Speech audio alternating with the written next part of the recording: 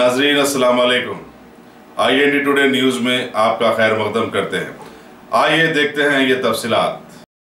शहर हैदराबाद का तारीखी चार मीनार के हल्के में कांग्रेस उम्मीदवारी का परचम लिए मशहूर व मारूफ साबिका काउंसलर व हरकियाती समाजी कारकुन मोहम्मद गौस ने आज मुर्गी चौक और खिलवत के आसपास के मोहल्ले जात का दौरा करते हुए घर घर जाकर लोगों से मुलाकातें की और उन्हें याद दिलाया कि अभी तक इन्होंने बगैर किसी परचम के अवाम की खिदमत की है और किसी को कोई तकलीफ नहीं पहुंचाई है।